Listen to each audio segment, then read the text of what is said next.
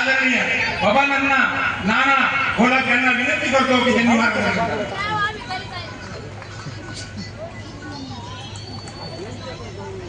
उपवर्गीकरणाच्या आंदोलनाच्या कार्यक्रमाचे मुख्य पाहुणे प्रमुख पाहुणे आनंदराजे आंबेडकर साहेब, आमनजी आंबेडकर साहेब, संयोजक रोहिदास बनसोडे आणि त्यांचे सगळे सहकारी, उपस्थित बांधवांनो भगिनी. खरं म्हणजे ऊन खूप आहे, महिला थोड्या कमी झालेल्या आहेत, परंतु तुमचं मनापासून अभिनंदन करतो. मी जवळजवळ महाराष्ट्रामध्ये साहेबांच्या बरोबर प्रत्येक दौऱ्यामध्ये आहे. एवढं कट्टरपंथी समाज आता मला डोळ्याने बघायला मिळाला. ऊन असो पाऊस असो, मुंबईच्या आंदोलनामध्ये तर 100% पाऊस पडत होता आणि एकही माणूस इकडे तिकडे जात नव्हता. हा बाबासाहेबांचा विश्वास, आंबेडकर कुटुंबावर असलेला विश्वास आहे. तो पाहिल्यानंतर आमच्या सारख्याला वाटलं की अजून आम्ही काही केलं नाही आणि म्हणून आपण ह्या एक दिलानं हे आंदोलन आपल्याला करायचं आहे. खरं म्हणजे या उपवर्गीकरणाची आम्ही कोणीही मागणी केलेली नाही. चर्मकार समाजाने नाही, मातंग समाजाने नाही, बौद्ध समाजाने नाही, मेहतर समाजाने नाही.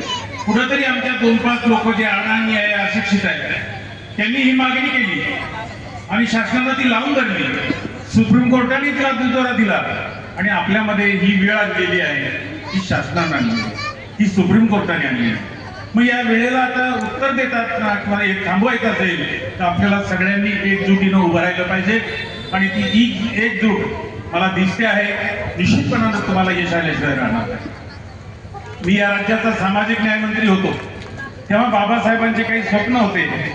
ते जवळजवळ 60 सालापर्यंत येणाऱ्या अनेक सरकार आली पण ते स्वप्न पूर्ण केले नाही.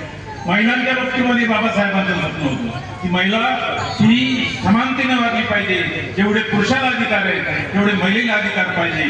आणि माझ्याकडे नुसतं समाज कल्याण खातं नव्हतं, तर माझ्याकडे महिला बाल कल्याण खातं सुद्धा होतं. आणि योगायोग होता 95ला मला महिला धोरण वाढवायला मिळालं आणि या देशातल्या सगळ्या महिलांना 33% आरक्षण हे देण्याचा सन्मान मला मिळाला.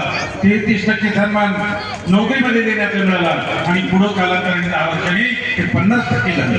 हे बाबासाहेबांचं स्वप्न होतं आणि आमच्यासारख्यांना जेव्हा संधी मिळते तेव्हा बाबासाहेबांचं स्वप्न साकार करण्याची आमची जी इच्छा असते ती वळण येते आणि ते पूर्ण होते. अशा अनेक गोष्टी आहेत. परंतु या उपवर्गीकरणाची आमची मागणी नसताना आमच्या 1000 लोकांपैकी 5 माणसांनी मागणी केली आणि शासनानं मान्य केली, परंतु ते आम्हाला मान्य नाही. त्याच्यामध्ये अनेक त्रुटी आहेत, अनेक गोंधळ आहेत, अनेक अडचणी आहेत. हे उपवर्गीकरण लागू झाल्यानंतर क्रिमिनल लागू होणार आहे, जे उत्पन्नाचा प्रश्न येणार आहे. त्याच्यानंतर आम्ही त्यांना सांगितलं की जे आम्ही मागतो ते आम्हाला द्या ना.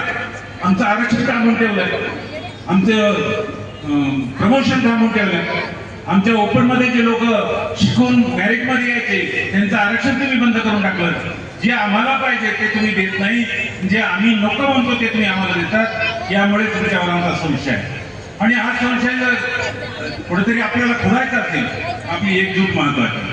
या ठिकाणी सगळ्यांचे जे काही भाषण झाले ते पाहिले तेच रिपीट करणार नाही.